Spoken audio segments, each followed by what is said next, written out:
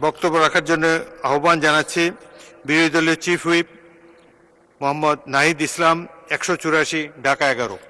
বক্তব্য রাখুন।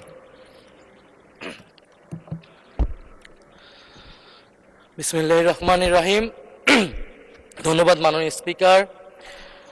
জুলাই গণ অভ্যুত্থান এবং জুলাই যোদ্ধাদের উপর আনীত শোক প্রস্তাবের উপর আলোচনা করার সুযোগ দেওয়ার জন্য। আজকের দিনটি আমাদের জাতীয় জীবনে অনেক ঐতিহাসিক একটি দিন, ব্যক্তিগতভাবে আমার জীবনেও। 2024 সালের 5ই আগস্ট তথা 36শে জুলাই শাহবাগ থেকে ছাত্র জনতার মিছিল নিয়ে আমি এবং আমার সহযোদ্ধারা এই জাতীয় সংসদের প্রাঙ্গণে আমরা এসেছিলাম। ছাত্র জনতাকে সাথে নিয়ে ফ্যাসিস্ট মুক্ত করেছিলাম এই মহান জাতীয় সংসদকে। সেই দিন আমাদের ভূমিকা ছিল বৈপ্লবিক। আজকে একটা ভিন্ন প্রেক্ষাপটে গণতান্ত্রিকভাবে নির্বাচিত হয়ে আজকের এই মহান জাতীয় সংসদে কথা বলতে পারছি, সেজন্য মহান আল্লাহ তাআলার কাছে এবং জুলাই গণ অভ্যুত্থানের সকল শহীদদের কাছে কৃতজ্ঞতা প্রকাশ করছি। মাননীয় স্পিকার, হাজারো শহীদের রক্ত মারানো আর অসংখ্য আহত পঙ্গু দেশপ্রেমিকের সর্বস্ব ত্যাগ করা মহান গণ অভ্যুত্থানের ফসল এই সংসদের অভিভাবক হিসেবে নির্বাচিত হয়ে আপনাকে অভিনন্দন জানাচ্ছি।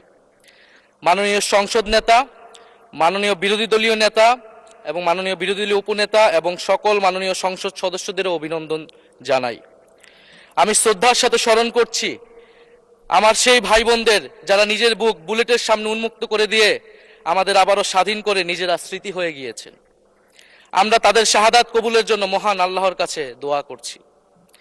একই সাথে আহত ও পঙ্গু জুলাই যোদ্ধা ভাই বোনদের প্রতি আমার সবটুকু আবেগ, শ্রদ্ধা আর ভালোবাসা দিয়ে কৃতজ্ঞতা জানাচ্ছি। তাদের সুস্থতা কামনা করছি। তাদের অমূল্য জীবন, রক্ত আর অপরিসীম ত্যাগের ফলে আমরা আজ সংসদ সদস্য। 24-এর গণ অভ্যুত্থানের বৈষম্য বিরোধী ছাত্র আন্দোলনের নেতৃত্বে অংশ নিয়েছিল ছাত্র, শ্রমিক, কৃষক, শিক্ষক, অভিভাবক, সাংস্কৃতিক কর্মী, আলেম সমাজ, তরুণ সেনা অফিসার ও সৈনিকগণ ও প্রবাসী বাংলাদেশি ভাই ও বোনেরা। অভ্যুত্থানে গুরুত্বপূর্ণ ভূমিকা রেখেছে আমাদের নারী সমাজ, সামনে থেকে নেতৃত্ব দিয়েছে ও নির্যাতিত হয়েছে। আন্দোলনে প্রাইভেট বিশ্ববিদ্যালয়, মাদ্রাসা ও স্কুল কলেজের ছাত্রছাত্রীদের ভূমিকা ছিল তাৎপর্যপূর্ণ। গণ অভ্যুত্থানে ভ্যানগার্ডের ভূমিকা ছিল ফ্যাসিবাদ বিরোধী রাজনৈতিক দলের নেতাকর্মীরা। স্মরণ করছি ছাত্রদল, ছাত্র শিবির, ছাত্র শক্তি, ছাত্র অধিকার পরিষদ এবং বিভিন্ন ইসলামপন্থী ও বামপন্থী ছাত্রকর্মীদের যারা সাহসিকতার সাথে লড়াই করেছিল বৈষম্য বিরোধী ছাত্র আন্দোলনে। মাননীয় স্পিকার, 24 মানে কেবল 24 না, এর পিছনে রয়েছে বিশাল প্রেক্ষাপট। আমি স্মরণ করছি 47-এর আজাদির লড়াই, 71-এর মহান মুক্তিযুদ্ধ এবং 24-এর ছাত্র জনতার গণ অভ্যুত্থান এবং সকল জাতীয় শহীদকে। এ সকল ঐতিহাসিক জাতীয় সংগ্রামের ধারাবাহিকতায় আজকের বাংলাদেশ গৌরব নিয়ে দাঁড়িয়ে আছে। স্মরণ করছি পিলখানা হত্যাকাণ্ডের শহীদ, শাপলা হত্যাকাণ্ডের শহীদ, মোদী বিরোধী হত্যাকাণ্ডের শহীদ, ফ্যাসিস্ট আমলে গুম হওয়া ব্যক্তিদের স্মরণ করছি। 18 সালের কোটা সংস্কার আন্দোলন ও নিরাপদ সড়ক আন্দোলনে ছাত্র কিশোরদের অকুতোভয় সাহসকে স্মরণ করছি। স্মরণ করছি আমাদের ভাই শরীফ ওসমান হাদি, যিনি তার সাহসিকতার মাধ্যমে বাংলাদেশকে একটি ইনসাফ ভিত্তিক বাংলাদেশ হিসেবে গড়ে তুলতে চেয়েছিলেন। তিনি আর আমাদের সাথে নাই। আমরা ওসমান হাদি ভাইকে স্মরণ করছি। শহীদ আবরার ফাহাদ ও শহীদ ফেলানী খাতুনকে স্মরণ করছি, যারা ভারতীয় আধিপত্যবাদের বিরুদ্ধে লড়াই করে বাংলাদেশকে আজকের এই জায়গায় নিয়ে এসেছে। 24-এর ছাত্র জনতার গণ অভ্যুত্থানে মাঠের নেতৃত্বের একেবারে সামনে থাকার কারণে আজকের দিনটি আমার জন্য একই সাথে আবেগের, কষ্টের ও আনন্দের।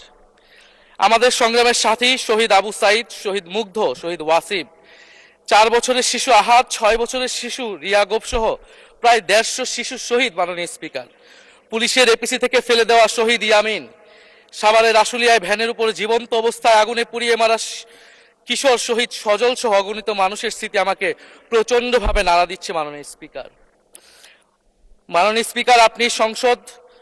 আপনি মাননীয় সংসদ নেতা, বিরোধী দলীয় নেতা সহ সংসদের সকল সদস্য এবং আপনার মাধ্যমে দেশবাসীর উদ্দেশ্যে আরো স্মরণ করিয়ে দিতে চাই মাকে উদ্দেশ্য করে লেখা চিঠি 10ম শ্রেণীর ছাত্র শহীদ আনাসের, যিনি বলেছিলেন, একটি প্রতিবন্ধী কিশোর 7 বছরের বাচ্চা ল্যাংড়া মানুষ যদি সংগ্রামে নামতে পারে তাহলে আমি কেন বসে থাকবো ঘরে?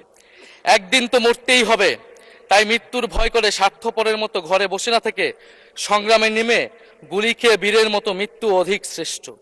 যে অন্যের জন্য নিজের জীবন বিলিয়ে দেয় সেই প্রকৃত মানুষ। আমি যদি বেঁচে না ফিরি তবে কষ্ট পেও না, গর্বিত হয়েও জীবনের প্রতিটি ভুলের জন্য ক্ষমা চাই। আনাস তার মাকে এই চিঠি লিখে রাস্তায় নেমে গিয়েছিলেন, শহীদ হয়েছিলেন মাননীয় স্পিকার, যাদের আত্মত্যাগের কারণে আজকে আমরা এখানে বসে কথা বলতে পারছি। মাননীয় স্পিকার, জুলাই গণঅভ্যুত্থানের সাথে জড়িয়ে আছে দেশনেত্রী বেগম খালেদা জিয়ার সংগ্রাম ও তার আত্মত্যাগ। ওনার সংগ্রাম অনুপ্রাণিত করেছিল বাংলাদেশের তরুণ সমাজকে আত্মত্যাগ করতে, আত্মহুতি দিতে গণ অভ্যুত্থানে। আমরা আজকে তাকে শ্রদ্ধার সাথে স্মরণ করছি। মাননীয় স্পিকার, আমি বিশ্বাস করতে চাই আমরা যারা সংসদে বসতে পেরেছি কেউই এই শহীদের রক্তের সাথে বেইমানি করব না। কারণ জুলাই গণ অভ্যুত্থান মানে শুধু জুলাই গণ অভ্যুত্থান নয়, এটি নতুন বাংলাদেশের আকাঙ্ক্ষা। গণভোটের রায় অনুযায়ী আমরা যেমন সংসদ সদস্য, একইভাবে সংবিধান সংস্কার কমিশনের সদস্য। আমাদের সরকারি দলের বন্ধুরা অবিলম্বে সংবিধান সংস্কার কমিশনের সদস্য হিসেবে শপথ নেবেন বলেই আমরা বিশ্বাস করি। আমরা একই সাথে গণতান্ত্রিক সংস্কারগুলো সাধন করতে চাই। 70% মানুষ গণভোটে তাদের রায় জানিয়ে দিয়েছে মাননীয় স্পিকার। গণতন্ত্রে জনতার রায় সার্বভৌম, তার উপর কোনো আইন বা বিধান চলতে পারে না। মাননীয় স্পিকার, আমরা বিচার চাই, জুলাই গণহত্যার বিচার চাই, শরীফ ওসমান হাদি হত্যার বিচার চাই, গুম খুনের বিচার চাই, বিগত সময়ে হওয়া লুটপাট এবং দুর্নীতির বিচার চাই। জুলাই মানেই নতুন বন্দোবস্ত, গণতান্ত্রিক অন্তর্ভুক্তিমূলক বৈষম্যহীন দেশ। জুলাই মানে আধিপত্যবাদ মুক্ত, ফ্যাসিস্ট মুক্ত দেশ। জুলাই মানে মানবিক মর্যাদা ও দায় ও দরদের বাংলাদেশ। মাননীয় স্পিকার, আমি শেষ করবো একটি কথা বলেই। আজকে সবাই এক বাক্যে স্বীকার করে নিয়েছেন যে জুলাই গণ অভ্যুত্থানের শহীদদের কারণে আমরা এই মহান সংসদে বসতে পেরেছি এবং এই মহান সংসদে আমরা সকলেই ফ্যাসিবাদ মুক্ত, ফ্যাসিবাদ বিরোধী লড়াইয়ের সৈনিকেরা এখানে আসিছি। আপনার প্রতি নিবেদন থাকবে কোনো ফ্যাসিস্ট তার দোসর যাতে আজকের এই মহান সংসদে বক্তব্য দিয়ে সংসদকে কলুষিত করতে না পারে। আমরা ফ্যাসিস্ট মুক্ত, আমরা ফ্যাসিবাদের দোসর মুক্ত জাতীয় সংসদ চাই। মাননীয় স্পিকার, আপনাকে ধন্যবাদ। ইনকিলাব জিন্দাবাদ। ধন্যবাদ মাননীয় বিরোধী দলীয় চিফ হুইপ।